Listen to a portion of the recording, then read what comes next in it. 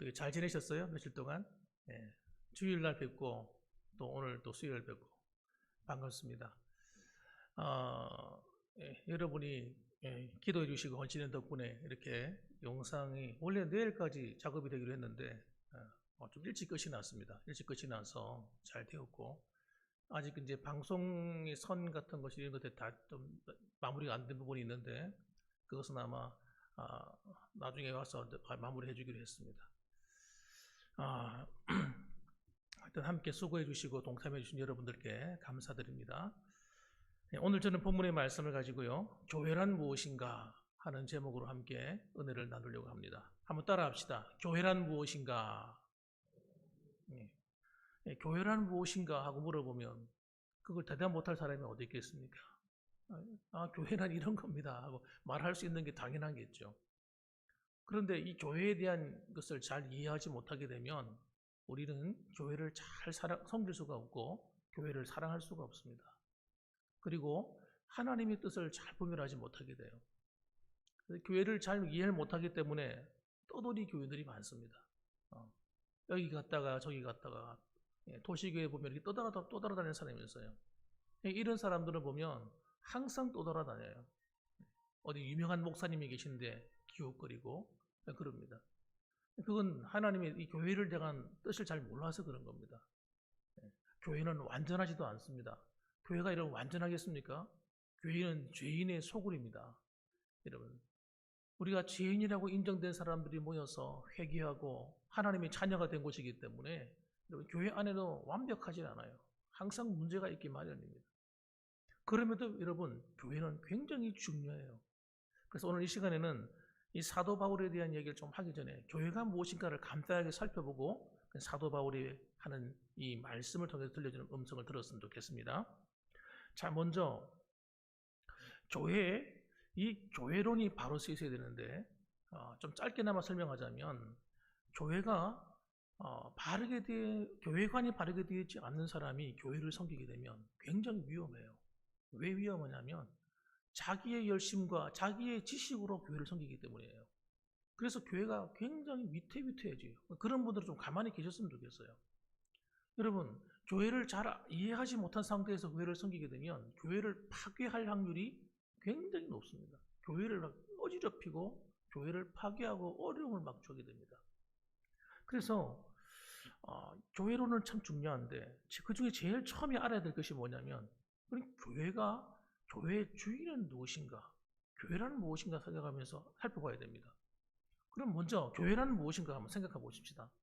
교회라는 무엇입니까?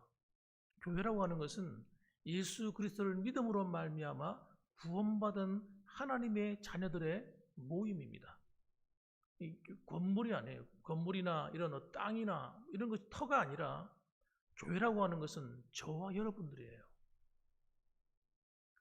주님께서 교회를 사랑하신다 하는 말은 여러분 우리를 사랑한다는 말이에요. 우리 교회를 섬긴다고 하는 것은 여러분 교회에 모든 제도가 있습니다만은 그 제도보다 우선되는 것이 여러분 성도들입니다. 성도를 섬기는 거예요. 교회를 섬긴다는 말은. 예배를 돕는다 할 때도 마찬가지예요. 예배라고 하는 것을 섬길 때 성도들이 예배를 편하게 드리고 기쁨으로 드릴 수 있도록 서로 섬기는 거예요. 그렇죠. 그러니까 우리가 봉사를 한다고 하는 것도 여러분, 봉사도 마찬가지죠. 봉사도 여러분, 이 봉사 행위를 통해서 누굴 돕는 겁니까? 교회를 돕는 거예요. 그 교회가 누굽니까? 저와 여러분들이라니까요. 그런데 놀랍게도 여러분, 이 교회가 예수 그리스도의 몸이라는 겁니다. 중요한 것은. 예수 그리스도의 몸이라고 하는 것은 여러분, 이 몸이 누구의 지시를 따르는 겁니까? 머리 대신 예수 그리스도의 지시를 따라서 움직이는 거예요. 그러니까 교회가 움직여갈 때에 항상 생각해야 될 게 뭡니까? 하나님의 뜻이 뭘까? 이겁니다. 우리가 교회를 섬기면서 어디에 브레이크가 걸려야 돼요? 하나님의 말씀이 뭐라고 하시는가? 여기에 브레이크가 걸려야 돼요. 멈춰줘야 된다는 말이죠. 그런데 하나님의 말씀, 하나님의 뜻과 상관없이 내 생각, 내 뜻 가지고 막 밀어붙이면 어떻게 돼요? 그거는 교회를 섬기는 게 아니에요. 주님을 섬기는 것도 아니고. 그래서 우리가 주를 위해 섬기는 저와 여러분들이 항상 생각해야 될 것이, 나는 과연 머리 대신 주님의 뜻대로 교회를 섬기고 있는가? 여기에 관심을 가져야 되는 겁니다. 그렇게 할 때 하나님이 대단히 기뻐하시는 성도가 되고 그런 교회가 되는 거예요. 자, 그러면 여러분, 교회의 주인이 그러면 예수님이 되시는데, 이 예수님은 우리를 향해서 교회를 향한 뜻을 갖고 계시단 말이에요. 교회 전체에 대한, 범우주적인 전 세계적인 교회에 대한 뜻을 갖고 계시겠지만, 그것뿐만 아니라 각 지역에 있는 교회, 우리 군위에 있는 우리 봉황교회는 로컬 처치라고 그래요. 지역에 있는 교회란 말이에요. 이 지역에 있는 교회, 서울에도 있는 수많은 교회들이 있고, 또 우리 이 지역에 수많은 교회들이 있지 않습니까? 있는데, 그 교회를 세우실 때는 하나님이 계획과 뜻이 있는 거예요.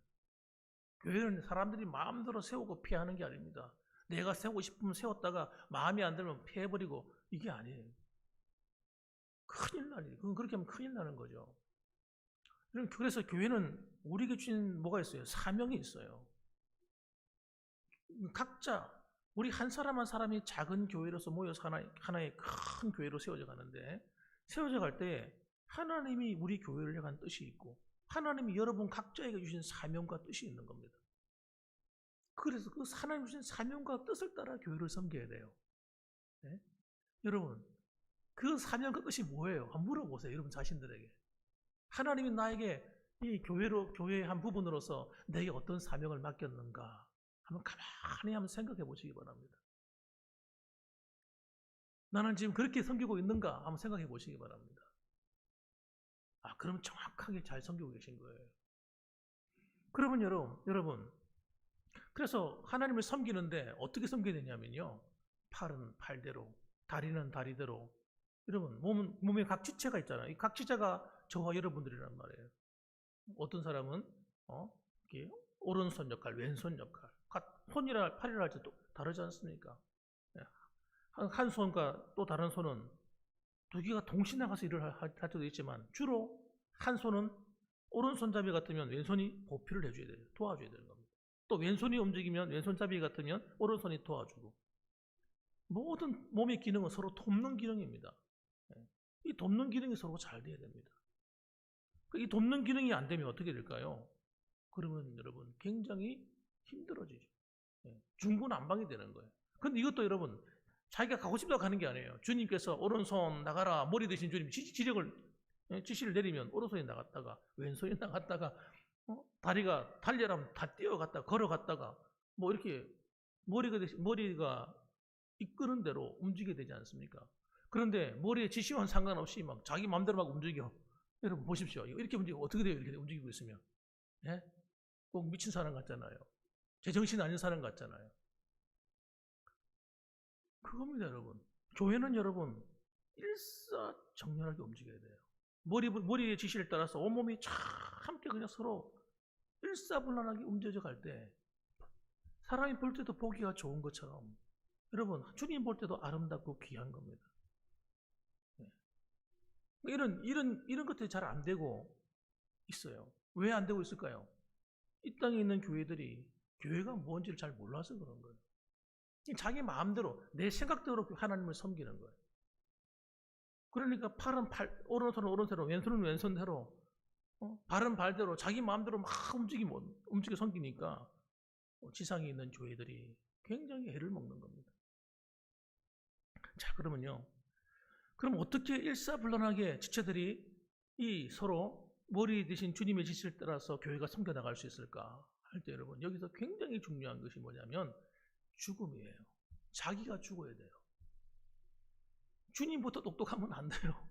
머리보다 팔이 더 똑똑하면 안 돼요. 네? 다른 지체들이 똑똑하면 안 돼요. 다리가 가고 싶어 아무리 막 달려가려고 해도 다리를 향해서 멈춰 하고 머리에 지령을 내리면 다리가 딱 서야 되는 거죠. 그렇지 않아요? 아무리 쉬고 싶어도 머리에서 지령이 내립니다. 걸어가. 그러면 걸어가야죠. 이렇게 되려면 각 지체가 어떻게 돼야 됩니까? 서로 그리스도 안에서 십자가에서 죽는 이 복음의 은혜 안에 들어가 버려야 되는 거예요. 그래서 교회가 은혜로운 교회는요, 이게 됩니다. 성령 충만한 성도들이 많은 교회는요, 하나님 진리의 말씀의 은혜로 충만한 교회들은 이게 돼요. 아무리 사회에서 그냥 CEO가 되어서 큰 사업을 하는 사람도 머리의 지시를 따라서 움직이는 거예요. 교회 와서는 얼마나 겸손하게 섬기는지 몰라요. 훌륭한 존경받을 만한 그런 장로님들이 얼마나 많은지 모릅니다. 예. 권사님들 가운데도요, 세상에 나가서 이름 끝발 날리는 그런 여자 성도님들 많거든요. 예? 진짜 알아주고 대접 받으면서 하는 훌륭한 그런 여자 성도들도 얼마나 많은지 몰라요. 근데 교회 안에 들어오면 겸손한 권사님이 되는 거예요. 그래서 주님이 인도하시는 대로 교회를 겸손하게 교회를 섬기는 거예요. 그러니까 그런 권사님들이 많이 있는 교회는 은혜로운 교회가 돼요. 그런 남자 성도가 많은 교회는 은혜로운 교회가 돼요. 그래서 그런 분들이 언제나 보면 존경받는 분들이에요. 사람들에게 존경받고 정말 그분을 따르는 거예요, 사람들이. 이렇게 여러분, 자기의 죽음이 없이는 여러분, 우리는 그리스도의 삶을 살 수 없을 뿐만 아니라 하나님을 바르게 섬길 수가 없는 겁니다. 그럼 그 죽음이라는 게 뭘로 나타납니까? 자기 희생으로 나타나는 거예요. 십자가의 삶으로 나타나는 겁니다. 십자가의 삶은 뭡니까? 내가 죽는 건데 어떻게 해요? 종이 되어서 섬김으로 나타나는 겁니다. 그래서 여러분, 예수님께서 이 땅에 오셔서 제자들에게 유언을 남기실 때 두 가지 유언을 남겼잖아요. 한 가지는 삶에 대한 유언이고요, 한 가지는 사명에 대한 유언이었어요. 주님께서 만찬을 하시면서 첫 번째 남긴 유언이 뭐냐면, 내가 주와 선생이 되어 너희의 발을 씻긴 것처럼 너희도 서로 그리하라. 그렇게 말씀하셨어요. 왜냐하면 그전에는 제자들이 막 만나가지고 서로가 높은 자리에 앉겠다고 막 서로 다투고 막 이러는 거예요. 지금 내일이면 주님께서 십자가에 달려서 죽으시고 하시야 되는 사명을 감당해야 되는데, 남아서 주님의 유지를 받들어야 될 제자들이 막 서로가 막 높은 자리에 앉겠다고 싸우고 있으니까 이 말이 되냐 말이야. 여러분, 교회가 영적으로 깨어있지 않으면요, 그렇게 되는 거예요. 서로 자기가 막 옳다고 막 싸우는 거예요. 그래서 여러분, 교회가 지체가 서로 하나 되어서 자기가 희생하며 섬기는 것은 종만이 할 수 있어요. 종이 안 되는 사람은 절대 할 수 없어요. 내가 주인이야, 내가 높아야, 이렇게 말하는 사람이 어떻게 다른 사람을 섬겨요? 너 나를 왜 안 섬겨? 이렇게 나오지요. 너 왜 나를 모른 척해? 너 왜 나를 무시해? 내 말을 여러분 내 말을 대적해? 그래가지고요, 화가 나는 거예요. 여러분, 내가 살아있고 내가 주인이 되는 의식을 갖고 살면 정말 이렇게 됩니다. 그런데 여러분, 우리가 하나님 은혜가 충만하게 되면 이게 희한한 거예요. 섬기고 싶은 욕망이라면 좀 이상한가요? 섬기고 싶은 열망이라 해야 되나요? 그런 마음이 안에서 막 솟아오르는 거예요. 그래서 은혜가 충만한 것을 우리가 어떻게 합니까? 성령 충만한 걸 어떻게 합니까? 얼마나 교회를 위해서 희생하는가, 얼마나 성도들을 위해서 희생하는가 를 보면, 저분이 은혜를 많이 받으신 분이구나, 저분이 성령 충만하신 분이구나 알게 된다니까요. 한마디 말하지 않아도 압니다. 알아요. 그래서 자기 희생이 없는 목회자, 자기 희생이 없는 성도는 여러분 좀 의심해봐야 될 사람들이에요. 진짜 이분이 은혜 받은 사람인지. 그러니까 여러분, 이런 종이 되어서 섬기는, 자기 희생이 없는데 어떻게 세상에 빛이 되고 소금이 되고 어떻게 하나님 맡기는 이 세상 명령을 감당할 수 있겠어요? 그 근처도 못 가는 거예요. 근처도 못 가는 거예요. 그러므로 여러분, 오늘 이 바울이 교회 안에 이 거짓 선생들이 들어오고 거짓 사도들이 들어와서 온 교회를 막 흔들어 놓을 때 바울이 그걸 얘기하는 거예요. 교회론을 얘기하는 거예요. 교회를 얼마나 사랑하는가. 진짜와 가짜의 특징이 그거예요. 교회를 얼마나 사랑하냐 이거예요. 그래서 교회를 위해서 얼마나 희생하느냐 이거예요. 그걸 보면 이 사람이 진짜구나 가짜구나가 금방 판단하는 거예요. 이 가짜들은요, 말밖에 없어요. 말만 해요. 말만. 말로 내가 어떻고 내가 얼마나 뭘 많이 알고 내가 얼마나 대단하고 말로만 하는 거예요. 말로만. 그게 무슨 소용이 있어요? 아무 소용없죠. 그건 교회를 세울 수도 없고요. 그건 아무것도 아닌 겁니다. 대접만 받으려고 하고. 그럼 어떻게 되겠습니까? 그래서 참 사도와 거짓 사도의 구별은 뭐냐? 그의 행위를 보는 겁니다. 행위를. 다른 방법 없어요. 우리는 교회를 사랑해야 되는데 저 사람이 진짜 교회를 사랑하는지 안 하는지 뭘 보면 압니까? 그 사람이 하는 행동을 보면 알아요. 이 사람이 진짜 교회를 사랑하는 거 아닌가? 그걸 보고 판단하는 거지 그 사람 말로 판단하는 거 아니에요. 그래서 바울은 여러분 애 끓는 거예요. 이 고린도 교회를 바라보면서 그냥 막 애가 타는 거죠. 막. 애가 타는 거예요. 그 교회를 사랑하니까. 잘못되는 그거로 가면 못 보는 거예요. 못 보니까 큰 소리 치는 거예요.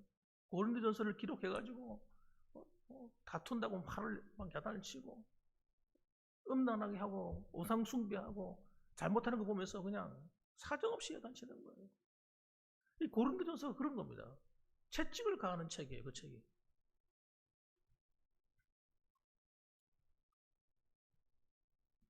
성도들이 여러분 참 희한하게도 왜 가짜의 말을 그렇게 듣습니까? 진짜 말을 안 듣고.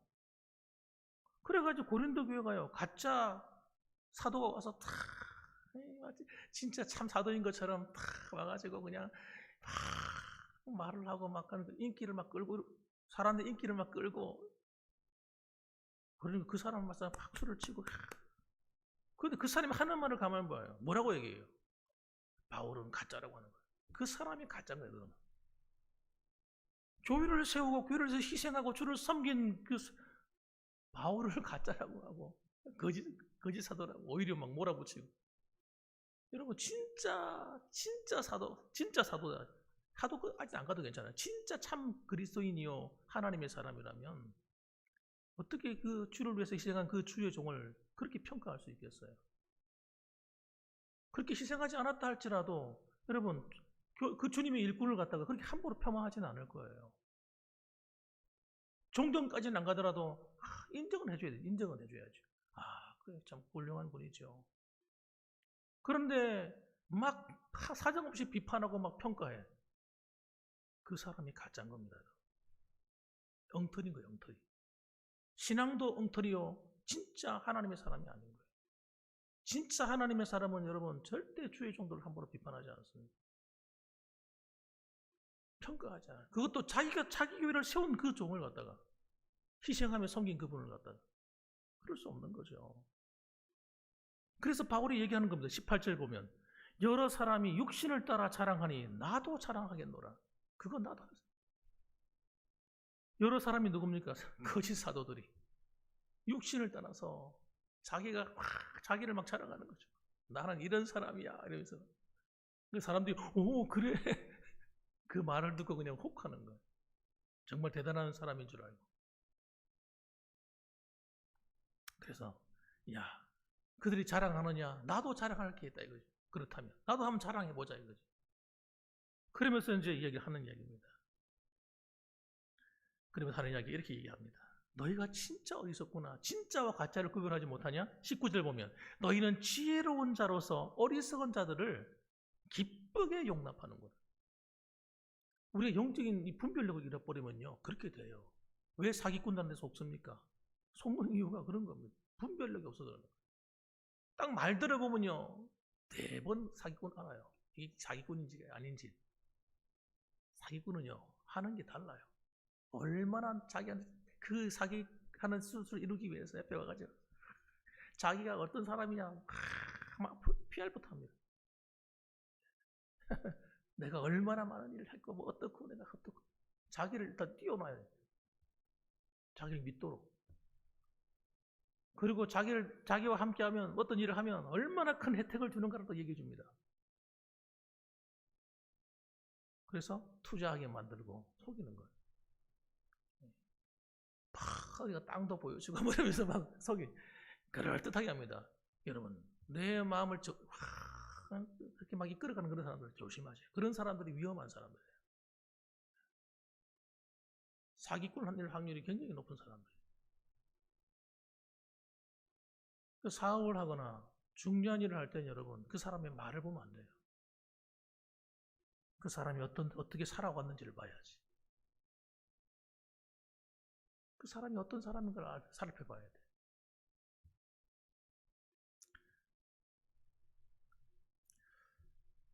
그래서 진짜와 가짜, 그 당시에도 진짜와 가짜가 딱 드러났는데 이 진짜와 가짜가 어떻게 드러났느냐. 가짜들은요, 말은 화려하고 막 자기를 치장하는데 행동이 뭐냐면 자기 배를 채우는 거예요. 자기 이득을 남기는 거예요. 주의 일을 하면서 이득을 남겨. 그게 가능한 일입니까? 아니, 주의 일을 하는데 어떻게 이득을 남겨요? 주를 위해서 희생하는 거지. 그것부터가 엉터리인 거예요. 이 사람들은요, 자기 배를 위해서 이래요. 가짜는. 자기 배를 채우기 위해서 자기의 수단과 방법을 가리지 않고 사람을 미혹시키는 거예요. 그래서 여러분, 이런 가짜들은 할 수 없는 게 딱 하나 있어요. 뭐냐? 희생하는 걸 할 수가 없어요. 희생이 안 돼요. 애시당초부터. 희생을 할 수가 없어요. 주를 위해서 고난을 안 받아요. 고난 받을 수가 없죠. 그래서 여러분, 우리는 다시 말씀드립니다. 진짜와 가짜는 뭘 보고 한다고요? 그 사람 행동을 보고 하는 거예요. 어떻게 살아왔느냐 하는 걸 봐야지. 열매를 뭘 맺고 있는 걸 봐야지. 그 사람들이 말을 듣고 앉아있으면 절대 안 되는 것입니다. 그래서 여러분, 자기가 이제 자랑하는, 이 바울이 자랑하는 걸 얘기하는데, 이 바울의 자랑이 또 기가 막힌 거예요. 뭘 자랑하느냐? 따라합시다. 그리스도의 고난의 흔적. 주를 위해서 받은 핍박과 고난의 흔적. 전 이걸 갖다가 스티그마라고 말씀드리고 싶습니다. 스티그마.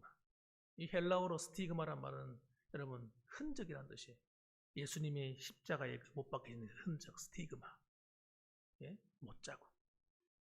여러분 그분의 당하신 십자가의 그 흔적, 스티그마. 여러분 모든 그리스도인들은 그 스티그마가 있어야 돼요. 그게 참 그리스도인의 모습입니다. 그 스티그마가 뭡니까? 23절부터 쭉 설명을 합니다. 제가 한번 간단하게 한번 읽어볼게요. 그들이 그리스도의 일꾼이냐 정신없는 말을 하거니와 나는 더욱 그러하도다. 내가 수고를 넘치도록 하고 옥에 갇히기도 더 많이 하고 매도 수없이 맞고 여러분 죽을 뻔했으니. 여러분 놀랍지 않습니까? 그가 자랑하는 것은요 보통 사람이 할 수 없는 이야기를 자랑하는 거예요. 지금 24절 보니까 유대인들에게 40에 하나 감한매를 5번 맞았다. 이 40에 한 대 감았다는 말은 39대씩을 때렸다는 얘기인데 왜 39대를 때리냐면 40대를 때리면 죽기 때문입니다. 그러니까 죽어야 되는데 죽지 않을 정도로 때리는 거예요. 그게 이 39대의 매입니다. 그런 매를 갖다가 5번이나 맞았고 3번 태장을 맞고 끌려가가지고 얻어 터졌어요. 예, 그리고 한 번 돌로 맞고 3번 파손하고 일주일을 깊은 바다에서 지냈습니다. 돌에 맞아가 죽었다 살아났죠. 여러 번 여행하면서 강의 위험과 강도의 위험과 동족의 위험과 이방인의 위험과 시내의 위험과 광야의 위험과 바다의 위험과 거짓 형제 중에 위험을 당하고 또 수고하며 애쓰고 여러 번 자지 못하고 줄이며 목마르고 여러 번 굶고 춥고 헐벗었노라 이렇게 말합니다. 저와 여러분들이 교회를 얼마나 사랑했습니까? 그건 여러분 스티그마를 통해서 알 수 있는 겁니다. 내가 주를 위해서 얼마나 헌신한 스티그마가 있는가. 내가 교회를 사랑하기 때문에 당했던 그 고난의 흔적이 나한테 얼마나 있는가. 그것이 여러분 앞으로 여러분이 받을 상이에요. 그리고 그것이 교회를 사랑하는 흔적입니다. 그것 외에는 여러분 우리가 자랑할 게 아무것도 없는 거예요. 그리스도를 위해서 그가 당했던 그 희생과 눈물과 그 고통이 그의 영광이었던 겁니다. 면류관이 영광인 겁니다. 참 사도는 이 흔적이 있는데 가짜는 여러분 이 근처도 못 가는 거예요. 왜 가짜가 되었겠어요? 네. 종교란 이름으로 자기 이득을 취하기 위해서 가짜가 된 것이기 때문에 그들은 그 이득을 빼앗기는 일은 절대 할 수가 없는 거죠. 사랑하는 성도 여러분, 오늘날 한국 교회가 시끄러운 이유 중에 한 가지가 뭐냐면 진정한 이 스티그마를 가진 목회자와 성도들이 작기 때문입니다. 이 스티그마를 가진 목회자와 성도들은 여러분 침묵할 수밖에 없어요. 더 많이 희생하지 못한 게 불만이에요. 주를 위해서 더 많이 드려지지 못한 게 불만이에요. 더 많이 복음을 전하고 더 많이 핍박을 받고 더 많이 교회를 희생하는 것, 더 희생하여 섬기는 것 때문에 당했던 아픔, 그것이 없는 게 불만이라. 이런 분들은 시험도 안 당해요. 왜? 무슨 시험 당할 게 있어요? 내가 주를 위해서 죽겠다는데. 그렇지 않습니까? 그래서 여러분, 우리도 정말 주의 몸된 교회를 세워가는 길은 단 한 가지밖에 없습니다. 교회를 세우는 길은 여러분, 교회를 위해서 죽어주는 겁니다. 희생해 주는 겁니다. 대단한 것이 아니라도 괜찮아요. 바울처럼 굉장한 것이 아니라도 괜찮아요. 자그마한 한 가지라도 내가 주를 위해서 희생할 수 있다면 그것이 나의 스티그마요, 교회를 살리는 흔적이 되는 것입니다. 그래서 여러분, 참사도는 어떤 사람이냐? 교회를 사랑할 수밖에 없는 거예요. 참 성도는 어떤 사람이냐? 교회를 사랑할 수밖에 없는 거예요. 이 교회의 주인이 주님이기 때문에 주님을 위해서 이 교회를 아름답게 섬겨드릴 수밖에 없는 거예요. 그래서 우는 거예요. 마음이 아파서 우는 거예요. 바울이 얼마나 많이 울었겠어요, 교회를 위해서. 그 눈물이 있어야 되는 거예요. 어떻게 하면 이 교회를 살릴까? 어떻게 하면 이 어두운 시대의 교회를 통해 우리 성도들이 마음껏 신앙생활을 할 수 있는 터전을 만들까? 나 그것 하고 가야지. 이런 마음이 안에서 끓는 거예요. 솔로몬이 아주 유명한 재판을 하는 거 있지 않습니까? 지혜 재판. 진짜 엄마와 가짜 엄마를 분별하는 거였잖아요. 이 가짜 엄마가 하고 진짜 엄마가 아이를 동시에 낳았는데 이 가짜 엄마가 아이를 갖다가 데리고 자다가 그냥 어떻게 무슨 잠꼬대 하다 잘못했는지 애를 갖다 덮고 잡으려고 엎고 잡은 거예요. 애가 실식을 당해서 숨을 못 쉬어 죽어버린 거예요. 그러니까 이 죽은 아이를 갖다가 자기가 아는 그 진짜 엄마하고 바꾼 거예요. 살짝 잠들어 있을 때 살짝 바꿔치기 한 거예요. 그런데 참 깨보니까 이 아이가 내 아이가 아니거든. 아니 어느 바보 같은 엄마가 자기 아이인지 아닌지 모르는 엄마가 어디 있겠어요. 그래서 이 재판을 부탁했는데 재판을 하는데 여러분 이 가짜 엄마가 얼마나 큰 소리를 치는지 진짜처럼 큰 소리를 치는지 분별할 수가 없어. 누가 진짜인지를. 요즘 같으면 뭐 했겠습니까? 요즘 같으면 피를 뽑아가지고 예? 뭐 검사해가지고 유전자 해가지고 조사해가지고 이렇게 알 수 있겠지요. 요즘에는 그런 게 없으니까. 그런데 사랑을 통해 하는 거예요. 사랑을 통해서. 솔로몬이 야 칼을 가져와라. 이 아이를 우리 반씩 나눠주자. 반씩 아이를 썰어가 나눈다니까 가짜 엄마는 어차피 내 아이 안 될 바에야 내 거 아니니까 뭐 그래요. 마음대로 하시오. 사랑이 없으니 자기 새끼가 아니니까 자기 자식이 아니니까 그런 소리를 하는 거예요. 그런데 저 아이가 내 아이잖아요. 아이가 가시로 손가락 하나 탁 찔려도 아파 울면 어느 엄마가 안타깝지 않겠어요? 그런데 아이의 몸을 갖다 반으로 가른다니요. 아닙니다. 왕이요. 내가 포기하겠습니다. 그러니까 솔로몬이 저 아이가 진짜 엄마다. 저 아이에게 아이를 갖다 주라. 이런 재판을 내리지 않습니까? 여러분, 주님도 이 교회를 사랑하는 성도를 보고 네가 진짜구나. 네가 진짜 교회를 사랑하는구나. 네가 정말 나를 사랑하는구나. 이렇게 주님께서 아신다는 겁니다.